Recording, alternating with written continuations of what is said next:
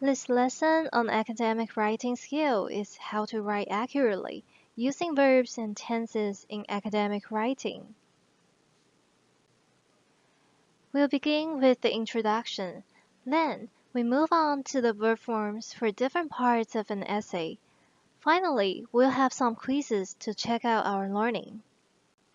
Now, let's start from the introduction. We'll learn why it's important to know how to write accurately by choosing appropriate verb forms for different parts of an essay. It's important to know verb forms because it helps to choose the most appropriate verb forms in different parts of an essay.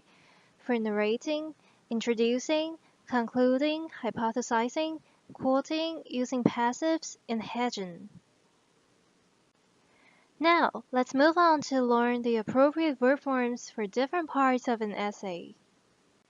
So these are most common parts of an essay: narrating, introducing, concluding, hypothesizing, quoting, using passives, and hedging.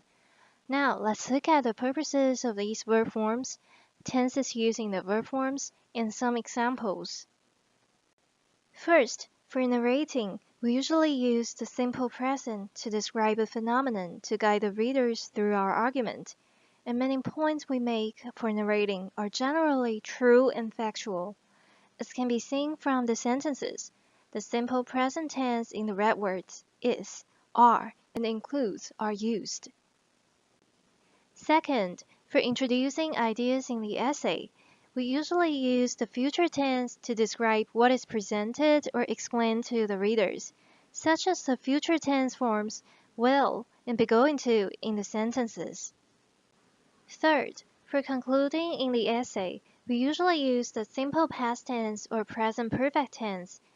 The simple past tense is used to summarize what has been written, such as word and found in the sentences, and the present perfect tense is used to emphasize new findings by connecting between what is in the past and what is at present, such as have found or having found in the sentences. Another verb form usage in an essay is hypothesizing. The type of the verb forms is used to write about situations which are imaginary or not necessarily true today. Usually, modal verbs such as could, should, might, and would are used for hypothesizing. As shown in the table, an active voice with a modal verb could suggest, or a passive voice with a modal verb could be suggested, is used. Conditional sentences with if can also be used to write about situations which are imaginary or not necessarily true today. As we can see from the sentence, past perfect tense had believed is used in the if clause, while would have and past participle suggested is used in the main clause to show that the situation did not happen, in order to imply that we didn't believe it. Next, for quoting as part of an essay, the present simple and past simple is usually used to report the findings or the ideas of other people with reporting verbs. As can be seen from the sentences, the reporting words stated in simple present tense and claimed in simple past tense are used. And in an essay, it's important to be consistent in our choice of the verb forms. Also, the present perfect tense can be used with certain verbs for quoting, usually reporting verbs. As we can see, has suggested in present perfect tense is used. Another type of verb form used in an essay is passives. Be verb in present, past, or future tense, and past participle is usually used to emphasize the object of the action, or to underemphasize the actor of the action, or to create a more objective style by avoiding the use of I. As we can see from the sentences, the passive voice was reached, was carried out, and be deduced are used. Finally, a hedging style in an essay is usually used in order to show different levels of commitment to the truth of a statement, or to indicate how much we believe or agree with a statement. Modal verbs such as could, should, might, or may are often used for hedging. Another way to present heading in an essay is by using certain reporting verbs or reporting verbs with adverbs. As can be seen in the sentences, the reporting verb suggested or suggested with the adverb probably is used. Now, let's move on to the quiz part to check out our learning.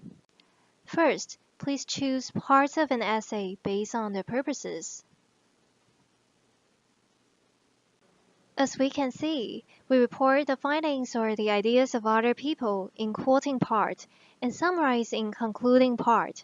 In passives part, we create a more objective style by avoiding the first person I. And in hypothesizing part, we write about situations which are imaginary or not necessarily true today. And we describe what is presented or explained to the reader in introducing part and show different levels of commitment to the truth of a statement in hedging part. Next, please choose parts of an essay based on the verb forms. As we can see, future tense is used in introducing part, while modal verbs, certain reporting verbs, or reporting verbs with adverbs are used in hedging part. Next, simple present is used in the narrating part, and modal verbs or conditional sentences with if are used in hypothesizing part. Be verb and past participle are used in passives part, while simple past or present perfect is used in concluding part. Finally, simple present, simple past, or present perfect tense with certain verbs is used in quoting part.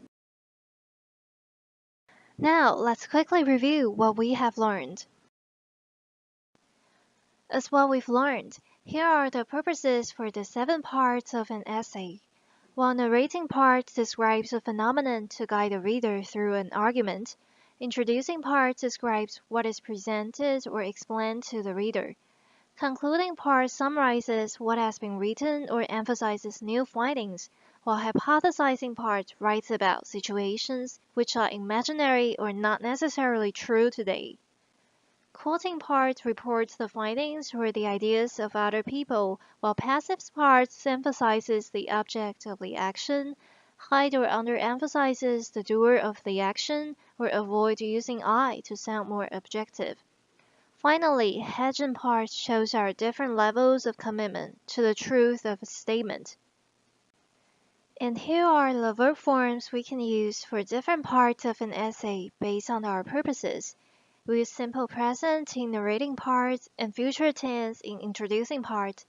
We use simple past or present perfect in concluding part, while we use modal verbs or conditional sentences with if in hypothesizing part. And we use simple present, simple past, or present perfect tense with certain verbs in quoting part. Next, we use be verb and past participle in passives. And finally, we use modal verbs, certain reporting verbs, or reporting verbs with adverbs in hedging part. So when we write, make sure what our purpose is and choose the most appropriate verb form to write more accurately. Thank you for joining us for the lesson. The lesson is created by the Academic Writing Module Group at CCU and is funded by the Ministry of Education.